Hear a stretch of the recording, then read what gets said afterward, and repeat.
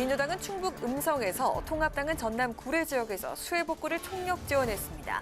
4차 추경 편성에 여야가 공감대를 이룬 가운데 민주당은 내일 고위 당정 협의를 열고 추경 논의를 본격화합니다.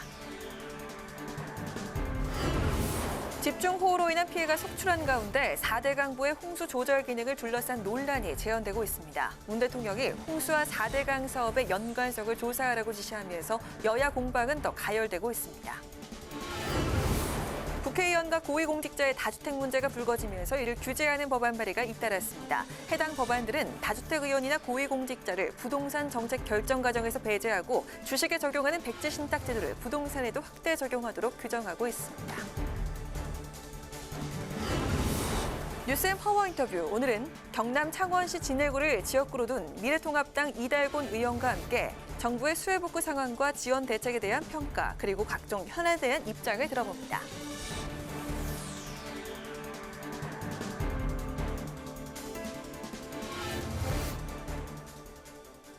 안녕하십니까. 8월 11일 의정종합뉴스 뉴스엔 시작하겠습니다. 역대 최장기간의 장마와 기록적인 폭우로 전국적으로 피해가 커지고 있는데요. 여야는 오늘 일제히 폭우 피해가 발생한 지역에 달려가서 수해 복구 지원 활동을 벌였습니다. 또 여야는 수해 복구 지원을 위한 4차 추경 편성에도 공감대를 형성하고 있습니다. 김동길 기자가 보도합니다. 여야가 수해 복구 총력 지원에 나섰습니다. 여야는 모든 정치 일정을 멈추고 수해 복구 현장으로 달려갔습니다. 더불어민주당은 특별 재난 지역으로 선포된 충북 음성 지역을 찾아 주민들을 위로하고 수해 복구를 지원했습니다. 또 정부와 협의를 통해 실질적인 보상과 지원이 이루어질 수 있도록 하겠다고 밝혔습니다.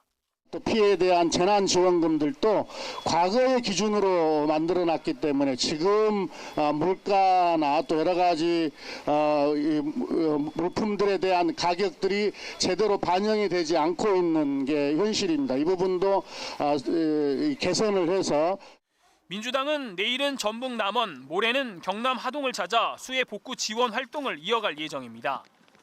미래통합당은 호남 지역 돕기에 당력을 집중하며 호남 끌어안기를 본격화했습니다.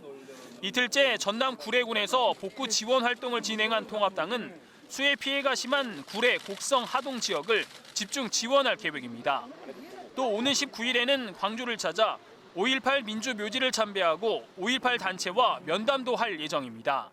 지나칠 정도로 호남 지역에 대해서 별로 이렇게 크게 관심을 표명하지 않았기 때문에 이번에 당을 새롭게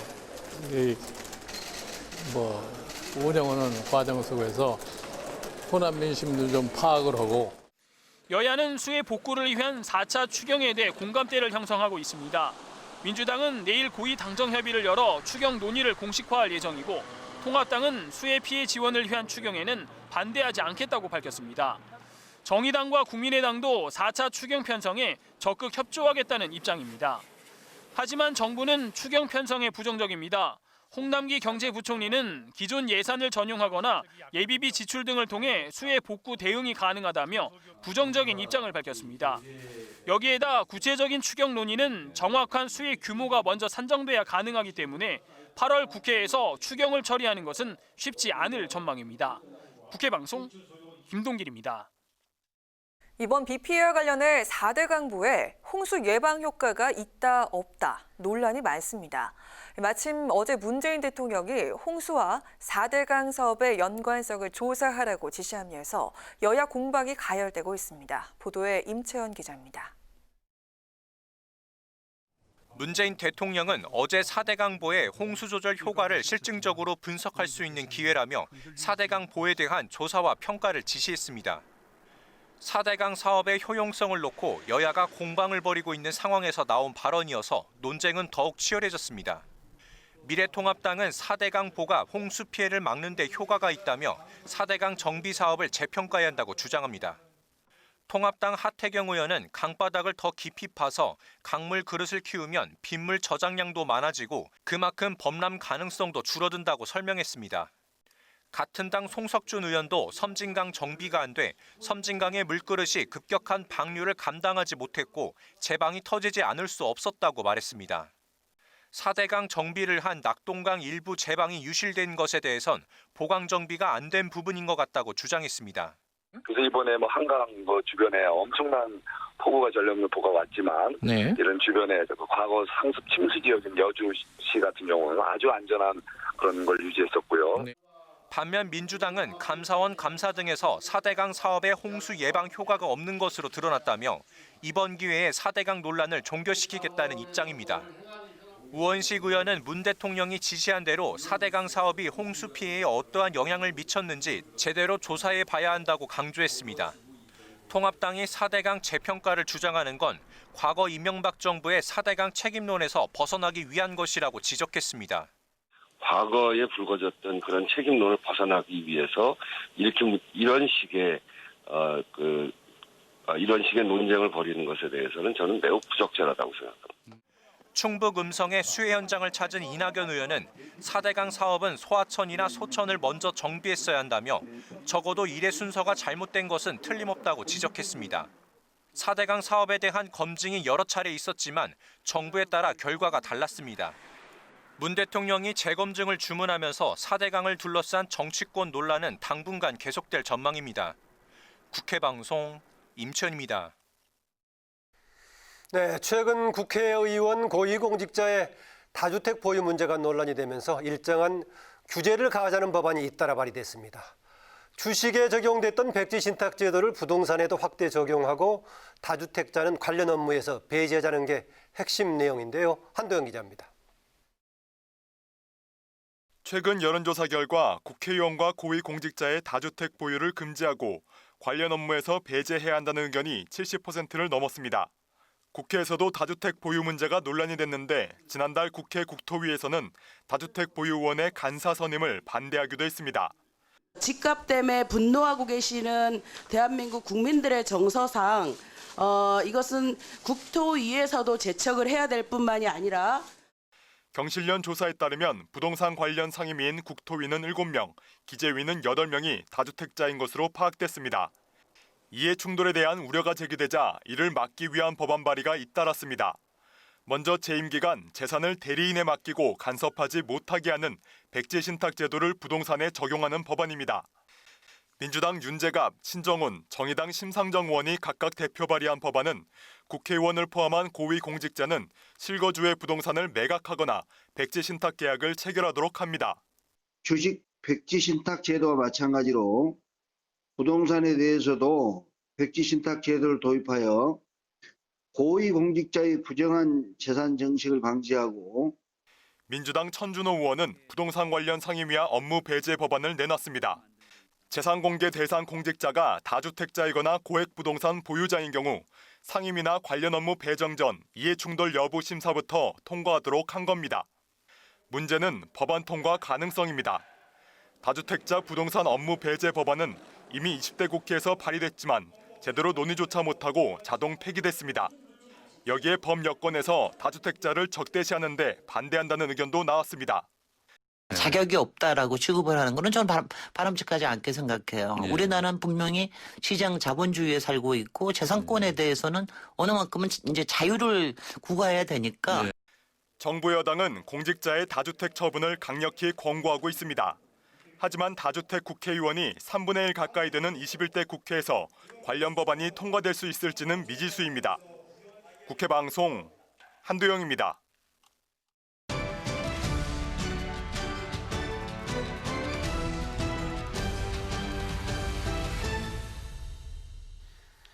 네, 이슈 분석 박지영 기자입니다. 어서 오세요. 안녕하세요. 네, 당을 통째로 바꾸겠다고 여러 가지 개혁 혁신 작업을 추진하고 있는 미래통합당. 어제 새 정강 정책 마련을 위해서 끝장 토론을 벌였다고요. 그렇습니다. 예, 보니까 뭐 12시간 정도 길게 회의를 했다고 하던데 새 정강 정책에 어떤 내용들이 지금 담길 것 같습니까? 네, 통합당 정강정책특위위원장이죠. 김병민 비대위원 어제 그 논의한 새로운 정강정책에 들어갈 10개 분야의 핵심 정책을 오늘 김종인 비대위원장에게 보고했습니다. 예. 정치개혁과 사법개혁, 미래경제혁신, 경제민주화와 사회적 양극화 해소 등 10개의 분야별로 세부 과제를 제시했는데요. 눈에 띄는 내용을 살펴보면요. 먼저 정치개혁 분야에서는 청와대 민정수석실과 인사수석실 폐지안, 그리고 논란이 예상되는 국회의원 4선 연임을 제한한 방안이 일단 초안에 담겼고요. 예. 또 청년 정치인 육성을 위한 지방의원 청년 의무 공천 제도와 그 피선거권 연령을 현행 만 25세에서 만 18세를 낮추는 방안 등도 포함이 됐습니다. 피선거권도 18세로 낮추자고요? 그렇습니다. 예. 그 사법개혁안에는 전관예우 근절 방안과 그 권력형 범죄의 공소시효를 폐지해서 정권이 바뀌더라도 언제든지 처벌할 수 있도록 하는 과제를 담았습니다. 또 미래를 선도하기 위해 경제혁신 방안에는 한국형 기본소득 개념이 포함이 됐는데요. 여기에는 그 김종인 비대위원장이 선두로 제안한 그 포스트 코로나와 4차 산업시대에 대비한다고 명시가 된 것으로 전해졌습니다. 이러한 새 정강정책 초안을 두고 그 중도보수 실용정당으로 거듭나기 위한 쇄신책이다. 또 파격적인 정강정책이다. 이런 다양한 그런 평가들이 지금 쏟아져 나오고 있습니다. 네, 앞서 잠깐 언급을 했듯이 국회의원 4선 연임 제한, 이 부분은 상당한 논란이 예상이 되고 있지 않습니까? 이거 그대로 반영될 수 있을까요? 일단 이제 통합당에서는 기득권 내려놓기와 정치 신인에게 기회를 부여하기 위해 4선 연임을 금지한다는 취지인데요. 그 당내 중진 의원들을 중심으로 선수가 높다는 이유만으로 의원 활동의 길을 원천 봉쇄하겠다는 것은 받아들일 수 없다는 이런 비판의 목소리도 나오고 있기 때문에 앞으로 상당한 논쟁이 지금 예상이 되고 있습니다. 어제 논의에서는 그 정치 권력이 한 사람에게 과도하게 집중되는 걸 막아야 한다는 공감대가 형성이 되면서 이 사항이 최종 그 초안에 포함된 것으로 알려졌는데요. 다만 국회의원 3선 출신이 지자체 등을 하다가 다시 총선에 출마를 해서 4선에 도전하는 등 이렇게 연임을 하지 않을 경우에는 허용을 해주기로 했습니다. 이와 관련해서 김종인 비대위원장은 오늘 기자들과 만난 자리에서 4선 연임 제한이 아직 확정된 것은 아니다 이렇게 말했거든요. 네. 앞으로 이제 비대위 논의 과정에서 조정될 여지를 일단은 남겨뒀습니다. 김 위원장 발언에 그 정강정책특위위원장인 김병민 비대위원은 아직 긴밀한 소통이 없었던 상황에서 다른 의견을 제시하는 건 당연하다고 말했고요. 이러한 것을 조정하는 것이 바로 비대위가 할 일이고 국민은 원하는 지점에서 개혁을 하겠다고 말했습니다. 통합당은 모레 그 당 비상대책위의 개정안을 보고하고요. 의원총회 등을 거쳐서 이달 말쯤 새 정강정책을 의결할 예정인 것으로 알려졌습니다. 네, 다음 이슈로 넘어가 보죠. 지금 현재 이제 국회의원 선거에서 정당이 비례의석 배분을 받으려면 최소 3%를 넘겨야 되는데요. 이러면 봉쇄 조항이죠. 이걸 조금 낮춰도 괜찮다 이런 분석이 나왔다고요? 그렇습니다. 오늘 그 국회 입법조사처가 발간한 연구 보고서에 실린 내용인데요. 그 현행 선거법에 따르면 그 비례대표 의석 배분 기준으로 정당 득표율 3% 이상을 득표한 정당 등으로 규정을 하고 있습니다.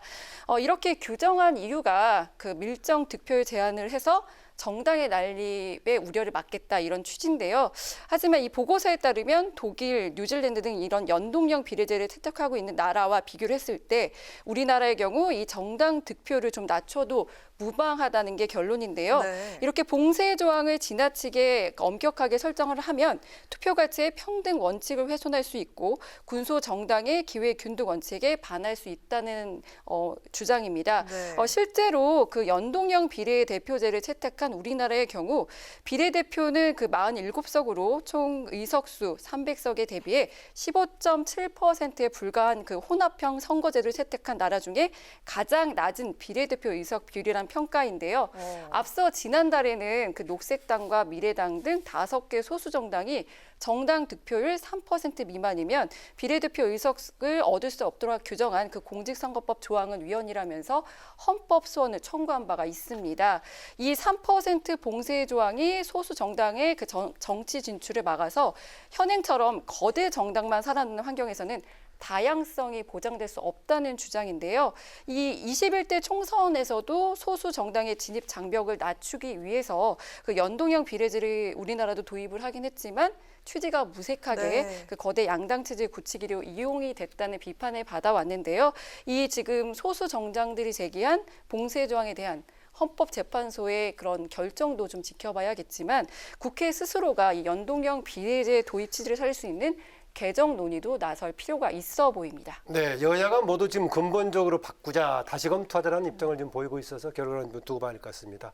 앞서 얘기했던 지금 피선거권을 25세에서 18세로 낮추자. 예. 좀 파격적이라는 얘기도 나오고 있습니다. 지금 이제 투표권, 선거권은 맨 처음 우리가 그 재헌의회 때 21살에서 현재 18세까지 낮춰졌죠. 네, 그렇습니다. 그리고 국회의원 출마하는 피선거권은 재헌 헌법에서 25세에서 현재까지 그대로 유지가 되고 있는데 낮추겠다는 지금 주장 흥미로워 보입니다. 오늘 이슈 분석 수고하셨습니다. 그렇습니다. 네, 4차 산업혁명 시대 관건은 인재 육성이라고 할 수 있는데요. 오늘 국회 토론회에서는 전문가들은 창의력을 갖춘 융합인재 양성의 중요성을 강조했습니다. 또 국가 차원의 교육을 위한 별도의 법 제정이 필요하다는 주장도 나왔습니다. 김희연 기자의 보도입니다. 재작년 포스텍 창의 IT 융합공학과 송영훈 학생이 국내 최초로 개발한 자율주행 자전거입니다. 이 같은 4차 산업혁명 기술을 개발할 수 있는 인재 육성 토론회가 국회에서 열렸습니다. 송영훈 학생을 가르쳤던 김진택 교수는 문제를 잘 푸는 법이 아니라 스스로 문제를 찾아내고 실패를 두려워하지 않는 걸 가르치는 게 중요하다고 강조했습니다. 자기가 학부 때부터 연구과제 만들고 자기가 연구과제 추출하고 만들어가는 것들을 저희가 학부 때부터 하고 있고요. 그것이 대학원으로 가든 창업으로 가든 새로운 혁신적인 지식의 선순환 구조를 만들 수 있도록 하고 있습니다. 하지만 우리 현실은 아직 체계적인 융합인재 교육과는 거리가 있다는 지적입니다. 결국은 융합교육은 고등교육기관에서 지속 가능하게 돼야 되는데 그 부분에 대해서 시스템이 안착됐다고 보기에는 좀 이르지 않을까 그런 생각을 가지고 있습니다. 융합인재 교육이 관련 법의 선언적 규정에 그치고 있는 만큼 보다 구체적인 교육 방안이 마련돼야 한다는 지적도 제기됐습니다. 별도의 융합연구 또는 융합인재 육성에 관한 별도의 재정법을 제정하는 방안이 있을 수 있을 것 같고요. 그리고 이제 국가과학기술법의 하위 규범인 시행령에서 좀 더 구체적인 내용을 담는 안도 생각해 볼 수 있을 것 같습니다. 국회 과방위 야당 간사를 맡고 있고 토론회를 주최한 통합당 박성중 의원은 당 차원에서 융합인재 육성 관련 입법과 예산 확보에 적극 나서겠다고 밝혔습니다. 국회 방송 김희연입니다. 양육의 의무를 게을리한 부모의 상속권을 박탈하는 일명 구하라법. 20대 국회 문턱을 넘지 못하면서 자동 폐기됐는데요. 제2, 제4배 구하라가 나와선 안 된다며 21대 국회에서 법안이 재추진되고 있습니다. 구하라법의 필요성에 대해서 논의하는 토론회가 열렸는데요. 홍혜진 기자가 취재를 했습니다. 제가 바라는 것은 바로 저와 저희 가족들처럼 고통받는 사람들이 더 이상 나오지 않는 것, 그리고 이런 고통받는 사람들을 외면하지 않는 것입니다. 고 구하라 씨의 친오빠 구호인 씨는 자신과 동생을 버린 친모가 동생이 세상을 떠나자마자 나타나 재산 분할을 요구하는 것을 용서할 수 없다고 말합니다. 구 씨를 비롯해 천안함이나 세월호 사고 등에서 양육하지 않은 부모들이 사망한 자녀의 보험금 등을 타가는 일들이 알려지면서 국민적 분노를 일으켰습니다. 이를 막기 위한 일명 구하라법, 민법 개정안이 20대 국회에서 추진됐지만 임기가 종료되면서 자동 폐기됐습니다. 21대 국회에서 더불어민주당 서영교 의원이 자신의 1호 법안으로 대표 발의하면서 구하라법이 재추진되는 겁니다. 구하라법은 상속 결격 사유에 부양 의무를 현저히 게을리한 사람을 추가하는 내용입니다.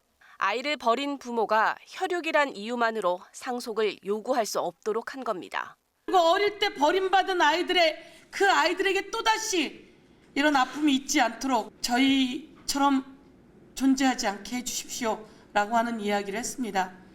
저의 임무입니다. 국회의원들의 임무입니다. 앞선 20대 국회에서 국회 국민동의청원에 민법 상속편 개정을 요구하는 청원이 10만 명의 동의를 얻으면서 법사위에 회부된 바 있습니다.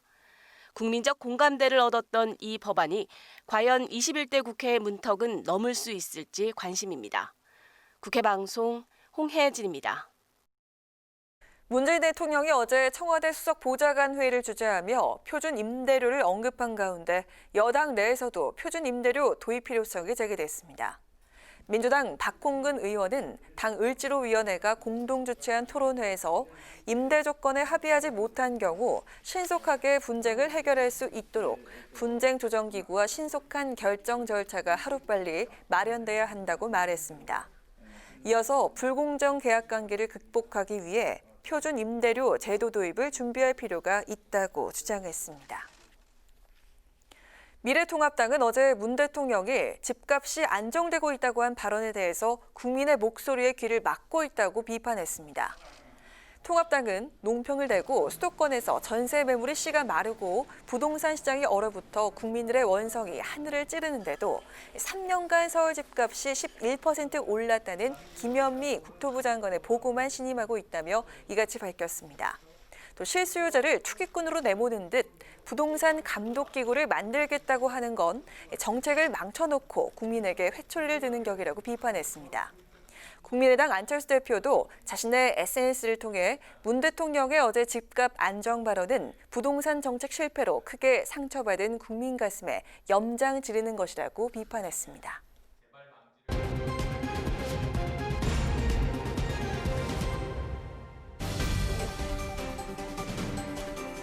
사람들의 시선을 끈 오늘의 정치 뉴스 강아랑의 정치톡 시간입니다. 8월 11일 첫 번째 정치톡 만나보시죠. 사상 유례 없는 폭우와 긴 장마에 전국 곳곳이 수해를 입게 되면서 정치권도 여야 할 것 없이 현장에 달려가 수해 복구 지원에 힘을 보태고 있죠. 그런데 수해 현장에서 찍은 일부 의원의 사진이 논란이 되면서 정의당이 오늘 언론 보도에 유감 표명까지 하고 나섰습니다. 어떤 내용일까요? 정의당 심상정 대표가 최근 수해 복구 현장에서 촬영한 사진을 SNS에 올렸다가 복구에 힘을 보탰다기에는 옷과 신발이 너무 깨끗한 것 아니냐는 논란이 일었습니다. 더구나 이후에 사진이 삭제된 사실이 알려지면서 논란 때문에 삭제가 됐다는 비판이 제기가 됐고요. 수해 복구 현장에서 진흙범벅이 된 통합당 태영호 의원의 사진과 비교가 되면서 언론과 누리꾼들의 집중 조명을 받았습니다. 이와 관련해 정의당은 오늘 기자들에게 입장문을 보내고 사실과 동떨어진 내용이라며 강한 유감을 나타냈습니다. 논란이 된 사진은 복구 활동 초기에 잠깐 찍은 사진을 올린 거라며 복구 지원 활동에 참가한 당직자들이 경황이 없어서 심 대표의 이후 복구 지원 사진을 제대로 찍지 못했을 뿐이라고 해명을 했는데요. 정의당 측은 옷과 장화가 더럽혀져 있는 심 대표의 다른 사진도 함께 첨부를 하면서 이런 내용까지 해명을 해야 하나 싶어서 대응하지 않다가 논란이 점화돼 유감을 표하기로 했다고 밝혔습니다. 이어 심 대표가 사진을 삭제한 건 다수의 시민들이 댓글로 재현장 지원 사진을 올리는 것이 부적절하다는 취지의 발언을 해주셨기 때문이라고 그 이유를 설명하면서 옷과 장화가 깨끗하다는 지적이 있자 삭제했다는 보도는 사실과 동떨어진 기사로서 심히 유감을 표하는 바라고 강조했습니다. 이달 들어 수해로 인한 이재민만 벌써 7,500명을 넘어섰습니다.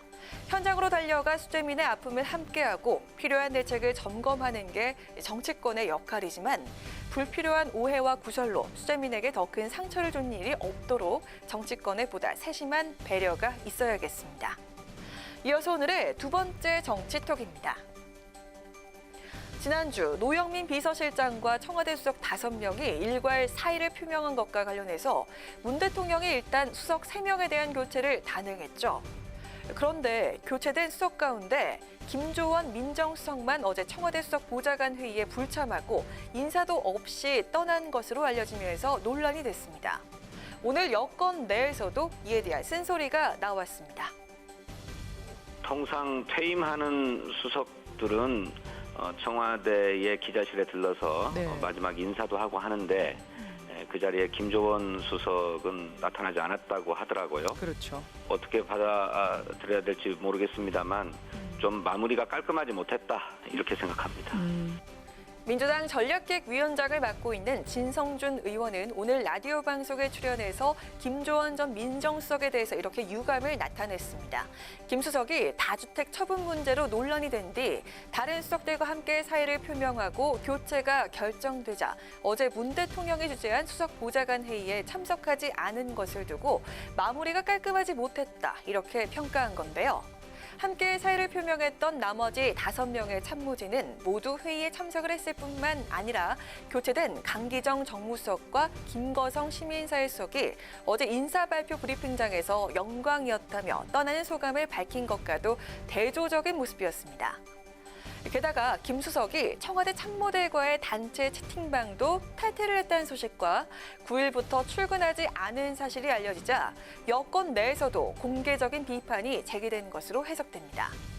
진 의원은 이어 사의 표명을 했지만 교체되지 않은 노영민 비서실장 등에 대해서는 대통령이 시간을 봐가며 타이밍을 고를 것이라고 전망을 했습니다.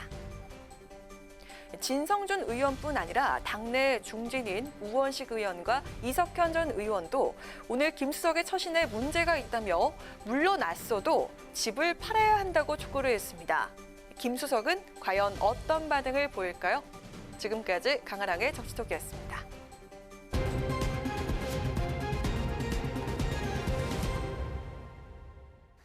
네, 기록적인 폭우로 전국에 비 피해가 계속되면서 여야 정치권도 모든 정치 일정을 멈추고 지금 현장 활동에 나서고 있습니다. 여당 지도부는 오늘 특별 재난지역으로 선포된 충북 음성군을 찾아서 수해 복구 봉사 활동을 나섰는데요. 민주당의 홍정민 원내대변인 전화로 연결해서 관련 내용과 또 다른 현안에 대한 입장 들어보도록 하겠습니다. 안녕하세요. 예, 안녕하세요. 홍정민입니다. 네. 네, 홍 의원님 지역구가 고양, 병, 일산, 동구 쪽이죠? 아, 예, 맞습니다. 네. 그 지역에는 어떻습니까? 수해에 특별한 피해 있습니까? 어떻습니까? 아, 저희 고양 지역은 행주산성 진입로 치음수 외에는 큰 피해는 없습니다. 예. 저희 일산 동구는 작은 도로 파손 정도 말고는 다행히 아직은 없습니다. 네. 예, 그나마 다행입니다. 지금 이제 전국 이곳저곳에서 중부에 시작했던 게 섬진강 주변 또 낙동강 주변까지 확산돼서 지금 걱정 이만저만이 아닌데요. 네, 더구나 지금 정부 여당으로서 책임의식이 더 클 건데 오늘부터 수해 현장에 지금 복구에 힘을 보태고 있다는데 현장 상황 지금 어떻게 전해지고 있습니까? 예, 저희 원내 지도부에서는 어제부터 의원들에게 국회나 지역위원회에 상주하면서 피해 상황 점검하고 복구 지원 활동에 나설 걸 요청했는데요. 네. 오늘은 이제 원내 대표단에서 충북 음성으로 이렇게 원내 대표단 중심으로 수해 복구 봉사 활동을 진행했습니다. 예. 음성의 경우에는 하천이 유실되면서 이게 도랑, 도로 등의 유실 상황이 심한 상황이에요. 예. 인명 피해까지 발생했는데 그 피해를 입은 곳 대부분이 지방하천이 아니라 소하천이라고 합니다. 그래서 소하천에 대한 대대적인 정비가 필요하다는 의견이 있었습니다. 네, 현장 통해서 이제 정책의 과제를 다시 한번 느끼고 있겠군요. 예. 네. 그리고 이어서 이제 수요일, 목요일에도 전북 남원하고 강원 철원에 지도부를 중심으로 봉사활동 예정이고요. 예, 수요일, 목요일까지 지금 계속 계획이 잡혀 있군요. 네.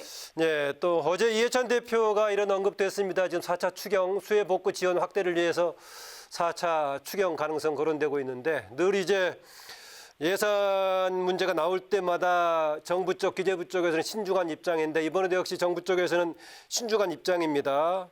또 정확한 그 수해 규모부터 산정해야 된다 이런 지적도 있는데 만약에 이게 4차 추경까지 간다면은 코로나까지 겹쳐가지고 59년 만에 이제 한 해 4번의 4차 거치는 추경이 된다는 건데 어떻습니까? 신속하게 추진한다는 입장인가요? 아, 예, 결론부터 말씀드리면 당연히 신속하게 추진되어야 합니다. 근데 이제 지금 코로나19라는 초유의 사태로 3번의 추경이 있었고요. 예. 국가 재정에 어려운 점이 있는 거는 사실입니다. 그렇지만 지금 역대 최장 장마라는 재난에서 국민들을 지켜내는 게 국가의 역할이니까요. 예. 예, 정부 부처 의견처럼 우선 정확한 수해 규모를 산정해야죠. 예. 그 작업을 하는 게 추경과 배치되는 건 아닙니다. 추경을 위해서도 당연히 수해 규모 산정이 우선돼야 된다고 생각합니다. 예. 그 또 이번 수해 관련해 가지고 4대강 사업 논쟁도 다시 부상하고 있습니다. 지금 이제 피해 복구가 중요한데 그 논쟁이 과연 필요한가 이런 비판적인 지적도 있긴 합니다만은 어쨌든 통합당은 그나마 지금 이 4대강 사업 때문에 피해가 더 커지지 않았다 얘기하고 있고 또 문재인 대통령은 과연 홍수에 어떤 영향을 미쳤나 한번 검토하자라는 얘기인데 상당히 그 이제 통합당의 주장에 반박하는 그런 의미를 담고 있는 것 같아 보이기도 한데 민주당의 입장은 어떻습니까? 지금 이렇게 전국이 물난리를 겪고 있고 고통받는 이제 국민들이 많은데요. 예. 근데 이 와중에 통합당이 이런 재난 상황마저 정쟁에 악용하는 거는 선을 넘어선 행동이라고 생각합니다. 지금 여의도에서 여야가 머리를 맞대고 집중해야 할 것은 수해 피해 대책이지 4대강 논쟁이 아닙니다. 예. 사실 전문가들도 이 4대강 사업으로 물그릇이 커져서 집중호우에 따른 일시 방류를 견디지 못해서 보호 주변 뚝이 붕괴됐다고 지적하는 분도 계세요.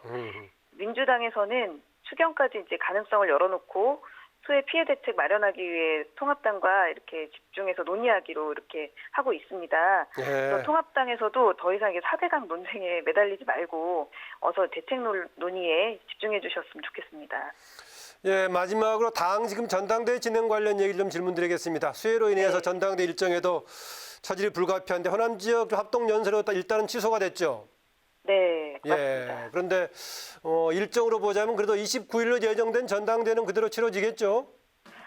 지금 현재로서는 아직 연기됐다, 취소됐다 이런 말씀은 없고요. 예. 이제 현재 이번 주에는 당대표 최고위원 후보들도 다 수해 복구 봉사활동에 나서기로 했습니다. 예. 수해 피해로 힘든 상황인데 먼저 현장에 위기 해소가 먼저고요. 예. 다만 이제 기상청 예보에 따르면 17일 이후에는 장마가 그친다고 돼 있어요. 예. 네, 그래서 이제 29일에는 꼭 장마가 없을 수도 있는데 다만 또 태풍이 올라올 수도 있고 장마가 언제까지 계속될지 모르니까 예. 지금은 수해 복구 이제 방안하고 이런 수재민 지원 대책부터 집중해야 될 것 같고요. 예. 사실 전당대회가 이것 때문에 흥행이 되느냐 이런 부분은 사실은 저희로서는 아직 논의는 하고 있지 않습니다. 예. 그렇잖아도 지금 이제 코로나 때문에 비대면 유세여서 네. 관심을 끌어내기가 쉽지 않은 측면이었었는데요.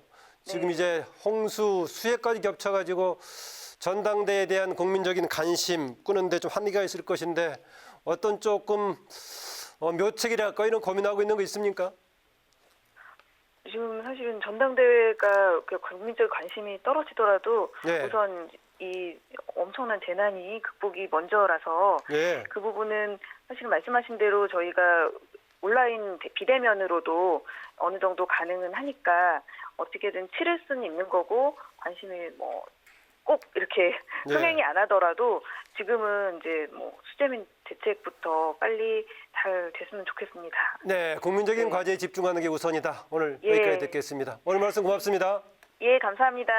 네, 지금까지 더불어민주당의 홍정민 원내 대변인이었습니다.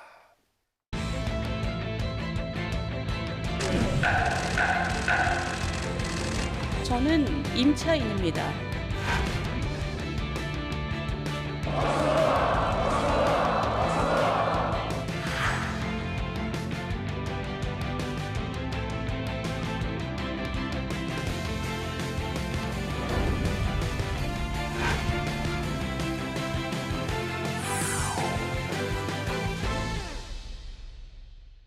네, 이번 시간은 뉴스엔의 파워 인터뷰 코너입니다. 긴 장마와 폭우로 인한 전국의 비 피해가 막대합니다. 정치권도 수해 복구 지원에 총력을 기울이고 있는데요. 하지만 쟁점 현안을 두고는 여야 간 갈등이 계속되고 있습니다. 미래통합당의 이달곤 의원과 함께 국회 현안과 당 관련 얘기 나눠보도록 하겠습니다. 어서 오십시오. 어서 오세요. 네. 네. 안녕하셨습니다. 네, 이 의원님은 대학에서 강의하실 때 그때 제가 이런저런 일 같이 하면서 뵙고 지금 오랜만에 뵌 것 같습니다. 네, 그렇습니다. 네, 행정부에서 일도 하시고 18대 때 국회 진출하셨다가 이제 다시 21대 입성하셨는데요. 그동안에 많은 일 하셨습니다. 행정안전부 장관도 하셨고 대통령 비서실의 수석 임무도 하셨고 했는데 어떻습니까? 지금 18대 국회 활동하셨다가 21대 들어와 분위기가 어떻습니까? 물론 아주 압도적인 여대 야소 구도라는 게 있긴 합니다만은 여야 관계도 있고 국회 행정부 관계도 있고 하는데 특별하게 변화된 느낌이 있습니까? 어떻습니까?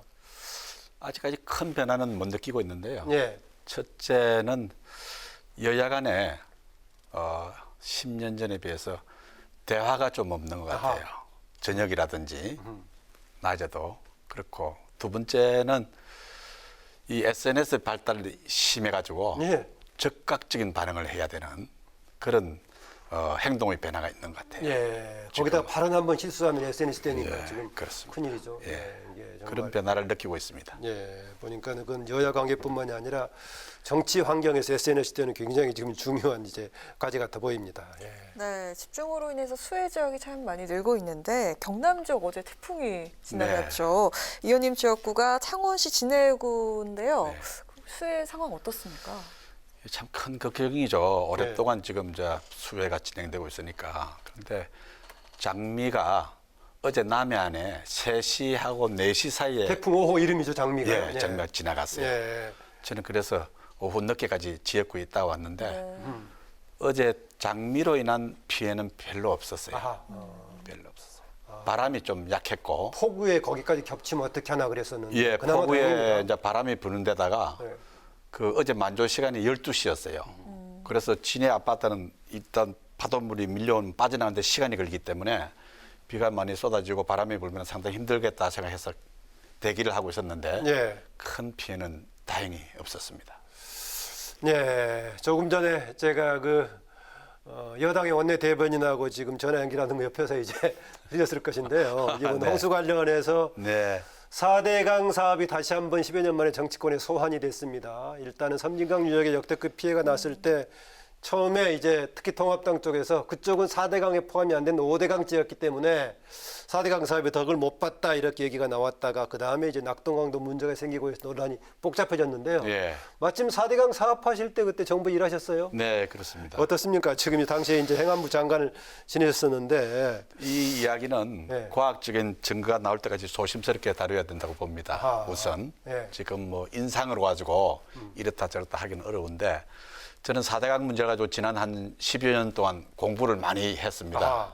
그래서 저희들 입장에서는 4대강 사업이 투자에 비해서 상당히 효과가 있을 거라고 봅니다. 이는 홍수 시에도 그렇고 가뭄이 올 때는 더욱더 그렇고요. 또 그 이전에 이 수천 년 동안 강을 청소 한번 한 적이 없어요. 그래서 강의 하상이 높아져 가지고 여름철에도 강을 거의 걸어 다닐 수 있는 강이 많았어요. 그걸 다 준수를 해냈거든요. 네. 청소를 일단 깨끗이 해놓은 거죠. 그리고 물을 담는 용량을 키워놨기 때문에 조절만 잘하면은 홍수 시에 결정적인 역할은 못합니다. 이게 댐이 아니기 때문에.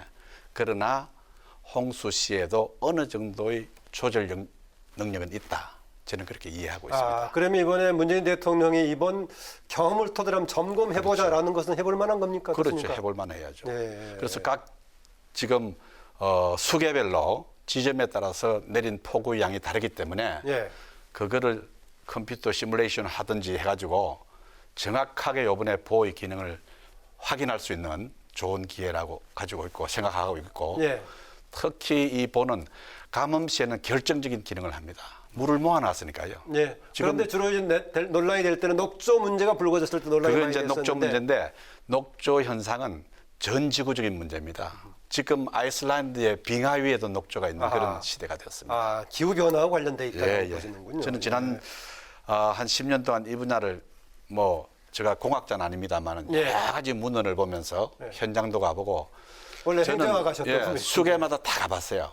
수계마다 다 가봤는데 이거를 현장 안 가보고 깊이 연구 안 한 사람들이 전문적인 지식이 없는 분들이 이렇게 저렇게 정치적으로 논란하는 문제는 아니다. 그래서 저로서는 일단 이번 홍수에도 큰 기능을 했다고 봅니다. 그리고 구체적인 기능은 홍수라는 게 보호에서 역할을 했다고 보십니까? 제방을 정비했기 때문에 기능했다고 보시는 겁니까? 이거는 이제 보호만 보면 안 되고요. 네. 하상을 전체 다 정비한 거. 그리고 강 주변에 농토를 전부 다 정비를 했습니다. 이게. 네. 그리고 뚝을 보강을 해야 되고 지천, 지류를 보강을 해야 되는데 그 부분은 저희들이 초기에 생각했던 것처럼 후속 정보가 미진한 것은 사실이에요. 예. 그러다 보니까 전체적으로 지금 홍수 대비 기능과 감염 대비 기능은 100% 발휘는 안 됐지만은 어느 정도 발휘가 되었다 이렇게 보고 어떻게 있습니다. 새롭게 점검해보자라는 얘기네요. 예, 점검을 해보면 뭐 분명히 네, 나올 것이라 알겠습니다. 이렇게 보고 네. 있습니다. 예. 그래서 현 상황에서는 일단 수해 복구와 또 뭐 이재민 지원에 나서는 뭐 게 좀 급한 게 네, 그거죠. 가장 지금은 뭐 중요한 그게 일이죠. 급하고요. 네. 지금은 뭐 이 홍수를 대비하고 대응을 하는 것이 급하고 그렇죠. 구조 군안을 해야 되고 네. 우리가 더 봐야 될 것은 기본적으로 생각하더라도 옛날에 수재의연금이라는 게 있었어요. 예, 그랬죠. 예. 그리고 수해가 나면 사람이 많이 죽었어요. 평균요, 이 보를 하기 전에는 평균 1년에 100여 명 이상의 사상자가 나왔어요. 그게 지금 아주 옛날 통계입니까? 근년의 통계를 얘기합니까? 근년 10년, 어허. 보호를 만들기 10년 전 통계입니다. 그런데 지금은 그런 거는 거의 없어졌죠. 거의 없어졌고, 그 다음에 현재 한 50여 명 정도가 사망 실종이 돼 있는 그건 상태죠. 뭐 올해는 특이한 해니까 그럴 거고요. 작년만 하더라도 사망자가 거의 없을 거예요. 예. 네. 그렇다면 일단 이 정부의 수해 대책이나 복구 지원을 어떻게 평가를 하시고 후속 대책 어떻게 마련해야 한다고 생각을 하시는지. 이 4대강을 자꾸 이명박 하는데요. 이 4대강이 어느 정권이 강이 아니지 않습니까? 그러니까 하여튼 뭐 그때 적극적으로 주도했기 때문에 그런 물론 뭐 얘기를 그런 하면, 예. 이름이 부르겠죠. 예. 그러나 지금부터 대비를 해야 될 것은 이 치산치수라는 것은 현대 국가에 와서도 정부의 가장 기본적인 복리 정책입니다. 예. 그렇기 때문에 지금부터 사실 예를 들면은 이 뚝 있지 않습니까? 뚝은 대부분이 일제시대에 만들었어요. 그리고 나서 근원적으로 우리가 보강을 한 것은 별로 없어요. 예. 그런 부분에 대해서 기후변화에 맞게끔 100년에 한 번 온다든지 70년에 한 번 오는 수위에 맞게끔 보강을 해야 되고 예.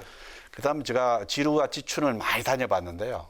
그게 산에서 내려오는 돌이 들어가지고 막혀 있는 지역이 너무 많습니다. 지역 예. 전국적으로. 예. 저는 행안부 장관을 할 때 전국을 한번 다 둘러본 적이 있어요. 그래서 그런 부분에 대해서는 우리가 요즘 코로나 이후에 경제도 힘들지 않습니까? 예. 그래서 그런 부분에 대해서는 이것을 토목 사업이라고 해서 남의 정권처럼 나쁜 이름을 붙일 것이 아니고 나서야 된다고 보고 있습니다. 네. 예. 이번에 청와대 쪽에서 노영민 대통령 비서실장과 또 5명의 수석 일괄 사의를 표명을 했는데 그중에 지금 3명은 교체가 됐는데 나머지도 실장 포함해서 나머지 2 수석도 교체될지는 어쨌든 모르겠는데요. 이번에 청와대의 인사 조치 어떻게 보십니까? 단순히 인사라는 것 밑에 있는 문제를 보고 싶어요. 예. 그러니까 한 개인이 일정 기간에 여러 가지 자기의 생활 편의에 의해 가지고 집을 2채 가지고 된 것이 공직을 꼭 떠나야 할 조건이냐 그런 것입니다. 이번에 교체의 핵심 배경이 다주택 때문에 됐다고 보시는군요. 그렇다고 보는 거죠. 그것이 그러니까 사회생활의 합리성하고 정치 선전성이 부닥쳤다고 봐요. 그래서 청와대에서는 정치 선정성에 너무 치중했다. 선정적인 대응 방식이었다라고 그렇게 보는군요. 보고 있습니다. 그래서 인사를 이런 식으로 하게 되면은 공직 사회가 동요하게 되고 주요한 정책의 기준을 잃게 됩니다. 집을 2채 가질 수도 있습니다. 그죠? 물론 투기를 하고 갭 투자를 하는 사람에 대해서는 징벌과 적절한 제재가 있어야 되겠죠. 이 나라에서는. 그러나 공직자가 집이 지방에 하나 있고 또 서울 생활하기 때문에 서울 생활에 하나 있다. 그리고 열심히 돈을 해가 벌어서 샀다.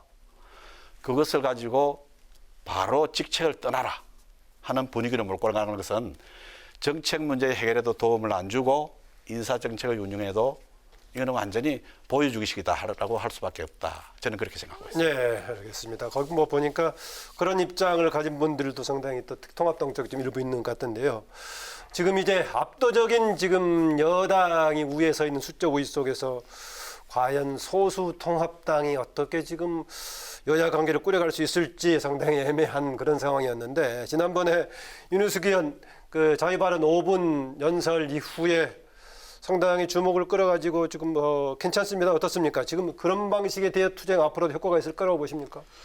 대여 투쟁의 핵심은 저희들은 분석과 예측이라고 보고 있습니다. 그동안에 법을 통과시킬 때 대부분 행정부라든지 청와대에 그 호흡을 맞추기 위해서 여당이 많이 움직였죠. 저희 정부 때도 뭐 그런 점이 있습니다. 네. 그런 점을 반성하면서 이제 많은 세월이 흘렀기 때문에 법 조항 하나가 과연 어떠한 효과를 사회에 내뱉을 것인가. 네. 요번에 예를 들어 전세, 월세 같은 게 대표적인 경우죠. 그리고 그것을 단계별로 분석할 수 있는 시간이 필요합니다.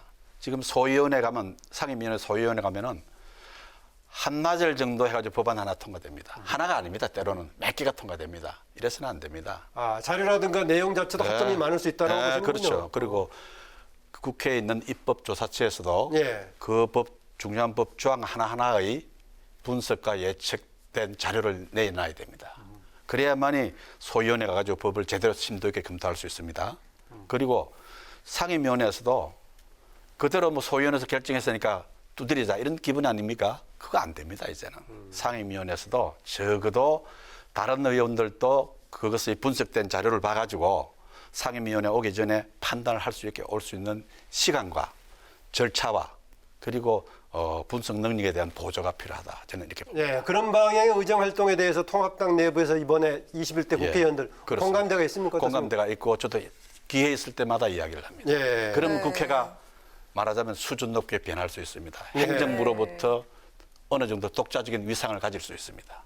네, 그럼 이 얘기도 드려야 될 것 같은데요. 현재 문체위 간사를 맡고 계시잖아요. 네, 최숙현법이 본회의를 통과를 했는데 다른 상임위는 뭐 반쪽 진행이 이뤄졌고 파행을 겪고 그랬지만은 문체위는 충돌 없이 합의를 이뤄낼 수 있었던 그 배경이 어디에 있었습니까? 그건 물론 이제 뭐 여러 사람이 같이 이 분위기를 맞춘 게 제일 중요하죠. 그리고 저는 야당 간사로서 이렇게 이야기했습니다. 이 법은 시급합니다. 왜냐하면 선수들의 인권을 보장해야 되는데 한 선수가 국가의 모든 기관을 두드렸는데 다 반항이 없었어요. 국가인권위원회, 그다음에 문체부, 그다음에 여러 가지 경기 체육과 관련된 기관들 그리고 경찰까지 두드렸는데도 반응이 없기 때문에 본인이 스스로 실망해서 뛰어내린 겁니다. 네. 이거는 우발적인 자살하고는 다른 겁니다. 그래서 이 사건을 하여튼 우리가 보고 이 제도를 통해서 바꾸게 되겠다는 합심이 됐고요. 두 번째는 소위에서 법안을 만들어 왔습니다. 그런데 제가 보니까 법안에 약간의 부자연스러움이 있었어요. 그래서 그 자리에서 제 1조를 바꿨어요. 아하. 문장을 바꿨어요, 제가. 아, 이 의원님이 직접? 네, 제가 다시 썼어요. 그래서 이 위원장한테 이야기하니까 이 위원장도 보자 이거예요. 그다음에 여당 간사한테 이야기했어요. 그리고 여당 쪽에서 법사 한 분이 김 의원님한테 제가 이야기를 했어요. 네. 그래서 합의를 해가지고 1조를 바꿨어요. 그러면서 우리가 통과를 시켰고 이 법의 제안에 대해서도 우리 야당이 제안 설명을 하는 그런 절차를 거치게 됐습니다. 예, 이제 문화체육관광위원회 간사로서의 지금 역할 기한바 직접적으로 사례를 주셨는데요. 또 지금 이 의원께서 이번에 대표 발의했던 법안들이요. 대표적으로 소득특례 제한법 또 지방세법 특례 제한법 일부 개정 법률안을 했었는데 여기 핵심 내용이 농어민에게 주어져 있는 과세 특례 기간을 지금 연장하는 내용이라고 들었는데요. 발의하게 된 배경, 기대 효과 좀 설명 부탁드립니다. 예, 이것은 이 어려운 상황에 있는 사람들이 여러 사람이 있습니다만 그 중에도 어업인이 상당히 어렵습니다. 대규모 지금 항만 건설을 하고 있기 때문에 수산인들이 굉장히 어려워요. 혹시 그 지역과에 직접 관련돼 있습니까? 예, 그것도 관련돼 있죠. 우리는 수협이 아주 많습니다. 진해구. 예, 그리고 어촌계라고 마을 단위마다 전통적으로 어업을 하시는 분들이 있어요. 그 상황을 내가 직접 봅니다. 그 할머니의 손을 잡아보면요 눈물이 나올 정도예요. 정말 생활이 어렵습니다 지금. 그러면서 큰 항만을 건설하니까 어장을 잃어버리게 되는 거죠. 그다음에 이번 수해뿐만 아니고 농민들 어렵죠.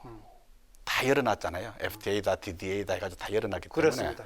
그분들에 대한 특례가 올해 끝나는 것이 많습니다. 아, 그대로 두면은요? 그래서 특례를 조금 연장하는 것이고 우리가 그분들의 이 소득 그리고 부채를 분석해봐도 그분들을 지속적으로 보호할 필요가 있기 때문에 제가 특례를 연장하는 그런 법안을 냈습니다. 네, 또 앞으로 21대 국회에서 꼭 이루고 싶으신 목표가 있으시다면 한 말씀 부탁드리겠습니다. 저는 이 공직에 오래 있었던 사람으로서 이 정치가 우리 문화 수준에 걸맞게 좀 말하자면 서로 성숙돼야 되겠다 이런 생각을 합니다. 그리고 역사적으로 지금 우리 세대 간에 그리고 지역 문제는 조금 완화되었습니다만은 분야 간에 너무나 갈등이 많은 사회이기 때문에 통합을 이루는 정치, 융화를 하는 정치 이것이 저희 꿈입니다. 그리고 우리 지역구에서는 지금 진해 신항만이 세계 제1의 항만으로 거듭나고 있습니다. 예. 앞으로 15년 동안 13조 이상의 투자가 진행되기 때문에 신항만 건설로 위해서 피해를 보는 수산인들 그리고 배후 지역에 사는 분들에 대한 복지 문제 이것이 저희 관심입니다. 네. 오늘 특히 이제 이 국회 입법 활동 과정에서도 상당히 과학적이고 정밀한 분석을 통해서 하는 것이 필요하다는 게 상당히 공감합니다. 오늘 말씀 고맙습니다. 네, 감사합니다. 고맙습니다. 네, 뉴스엔의 파워 인터뷰 지금까지 미래통합당의 이달권 의원과 함께했습니다. 네, 내일 장맛비가 잠시 소강 상태를 보일 텐데요. 내륙 곳곳에는 소나기 소식이 나와 있습니다. 특히 전남 동부 지역과 또 영남 지역을 중심으로는 폭염이 예상됩니다. 습도가 높은 만큼 체감 온도가 33도 웃돌 것으로 예상됩니다. 건강에 유의하시기 바랍니다. 네, 오늘 뉴스는 여기까지입니다. 시청자 여러분 고맙습니다.